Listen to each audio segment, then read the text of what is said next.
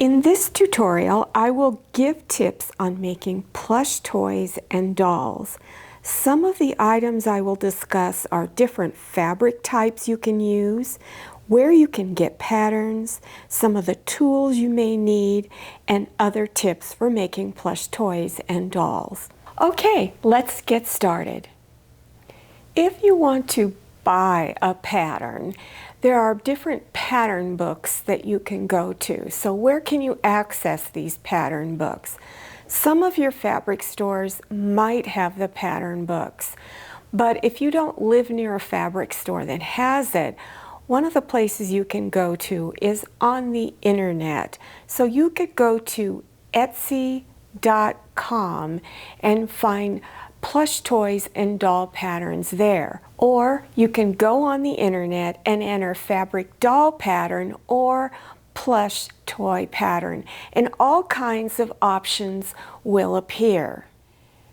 You can also go on the internet and enter free plush toy pattern, like free dog pattern, cat, whatever animal you're looking for, or free doll pattern. Some of the issues in getting the free patterns are there are no steps listed on how to sew them together, or some do. You might get lucky and even find one that does have a video follow-up on helpful ways to put it together. But if you want to save time, I do have a free pattern with a tutorial that you can go to give you the steps for making some of these items. The link to that free pattern will be listed below your YouTube screen in the description section. Just scroll down till you see the word more, click on it. That section will expand open and you will see lots of different links appearing down there. You will need to use some type of stuffing inside of your plush toy or doll. There are probably a dozen different types of stuffing that you can use. I'm just going to go over two of them that are really easy. This is your standard polyfill stuffing that is used a lot on pillows. It can be used in plush toys and dolls. It is soft and it's real easy to pull apart. Now this is a specific doll type of stuffing that you use, and it's very dry, and when you try to pull apart it's very stiff, so it will keep the doll's shape intact. If you want to look at all the different types of stuffing that is out there, you can go to Polyfill, Poly-FIL, and it will list all of the types of stuffing that they have to offer. Here are a sample of arms and legs that have the doll stuffing in it. One of the things that I find helpful are these little dowels. You can get them in craft stores, hardware store. They're usually a yard in length. I cut it down to an easier size to use. And you can use this to stuff the stuffing down all the way in through the arms and legs. Here is a doll torso. And sometimes if you're making a really large doll, you can use a really large diameter curtain rod or dowel. This was a leftover piece from a curtain rod that I had.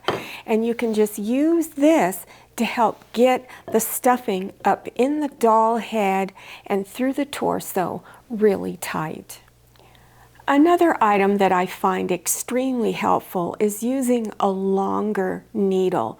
Your standard little short hand needle is not going to be strong enough to do this. So what I use them for, you see all this wrinkling in the torso? This means that the stuffing is not in there solid enough.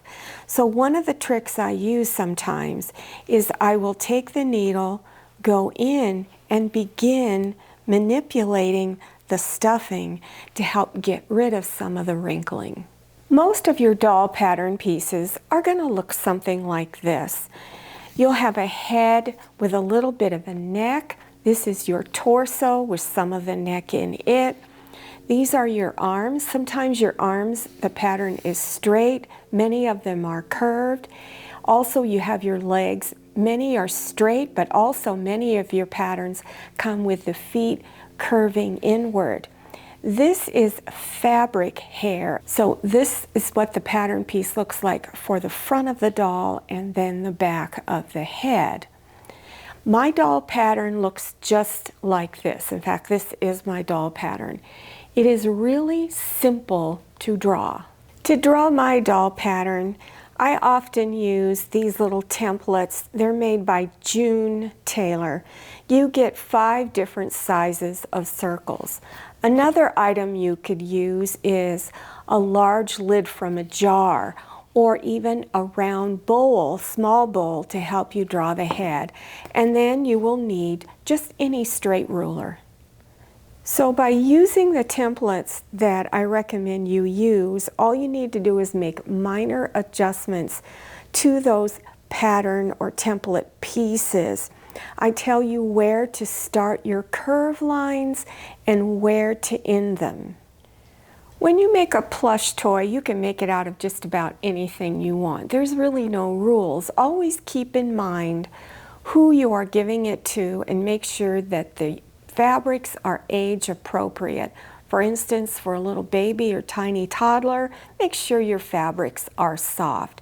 If you're making the dolls, I suggest you buy broadcloth. It comes in a wide range of colors. So you can make the doll from very pale skin tone to more medium and gradually get darker and darker. So many of your fabric stores have it. If you don't have a store near you, go to Etsy.com and just ask for broadcloth. A lot of your dolls are also made out of felt. Sometimes it's a combination of the broadcloth and maybe the hair is made out of felt. I also have a doll pattern dress that's just very, very basic that you can start out with. And I show you how to draw it. It's really, really simple. So please don't be scared of drawing anything. I make it a simple process. And on the back, I just use a snap to close the neckline in the back. Here is a simple pair of elastic waist pants. So the top of the dress pattern is almost all straight lines, and the pants again was about 99% straight lines. So you can see it's really simple to draw. What kind of fabric can you use to make doll clothing? Anything you want. There's no rules. I primarily use cotton quilting fabric, so you can buy just fat quarters. You can buy them in single pieces, or you can buy them in packs of many different colors. There's usually 5 different fat quarters in each pack. For making the features on the face, I use a lot of buttons, but if you're making it for a baby or a very small child, I would not put buttons on it because they could be easily pulled off. So in a lot of your plush toys, they stitch a piece of fabric down in the shape of an eye. For my dolls, on my beginner dolls like this, I just use tiny little buttons. If you're really good at drawing, there are these little unique, really fine tipped drawing pins that you can use to draw your face, or a lot of people use embroidery stitches for drawing the face. You can even use a little bit of your powder blush makeup to give it rosy cheeks. For hair, I primarily use fabric for the scalp, and then I use yarn, any type of yarn that you want to use for the little ponytails. So this is a really fine yarn. You can make your little ponytails real short so that they are very, very puffy. And I usually go to Dollar Tree and I can buy a small skein of yarn there for $1.29. And yes, I often make my dolls have blue streaks or pink streaks in their hair. So as far as making the doll clothing, I use that same pattern to make the dresses for the different seasons. But to change it up a little bit, I'll put a little bit of rickrack trim on it, or you can put some lace trim. Also, when I'm making a doll, I will sometimes use a printed fabric, and this makes it look like it has tights on. So here are the pants, or also bloomers as I call them. Here's the dress. I will have links below your YouTube screen on many of these items that I've talked about. I'll also have links to all of the plush toys and doll patterns that I have made. So to get to those, just scroll down your YouTube screen. When you see the word more, click on it, and that description section will expand open, and you will see all kinds of links appearing. Now, don't forget to follow me on Instagram and make sure you check out my Facebook page. Thank you so much for watching. I'll see you next time, and happy sewing.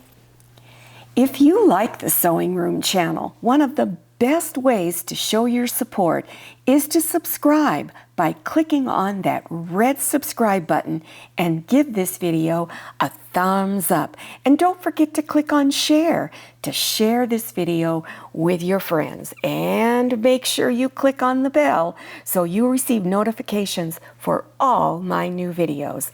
I'm Cheryl, this is Manny, and this is Scotty. See you next time.